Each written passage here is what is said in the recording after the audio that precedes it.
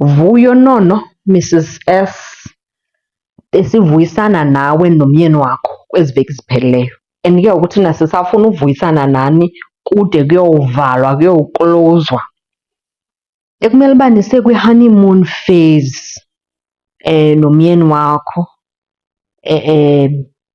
umkhwenyana wekhantri, kodwa yho ayinintsi into ethethekayo ngomkhwenyana phandle apha. Asisayazi noba masithini because kuqala abantu bebesithi kuyaxoxwa kuyaxoxwa kuyaxoxwa, ngoku ingathi sithi amaxoki ngoba nintsi into nobhuqolani umkhwenyana wekhantri. Ngoku sisi siyabuza into yobana kuyahanimuneka xa kunje amid zonke ezi zinto zinintsi zithetheka ngomyeni wakho? Kuyahanimuneka sisi okanye kukwaBethaville ngoku usandutshata?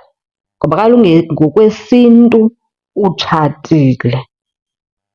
Heyi sana asazi, kusuke kwakrakra sentsho nalapha kuthi abakuthandayo kusuke kwakrakra mntakazi, zinintsi iinto ezivela kubhuqolane.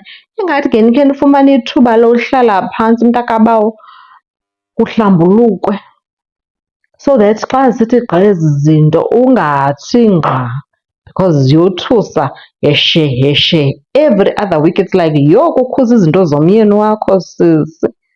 That time thina sifuna nibe kwi-honeymoon phase kude kuyoklowuzwa.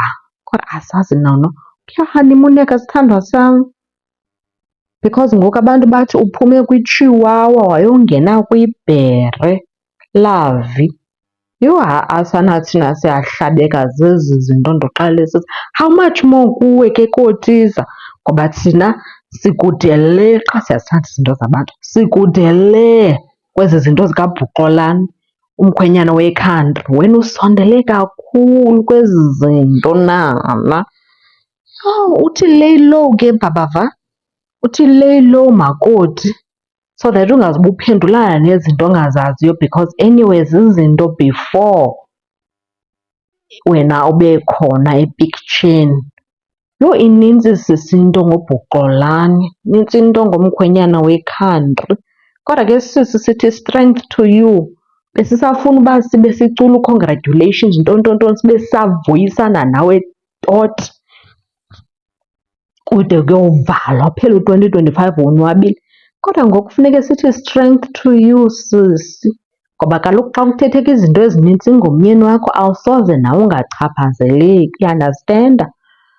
But ke mntakabawo hopefully lizofika ixesha loba nonwabe sisi, nibe kwi-honeymoon stage apho yonke into iswiti ikhona, amaswiti amaningi love.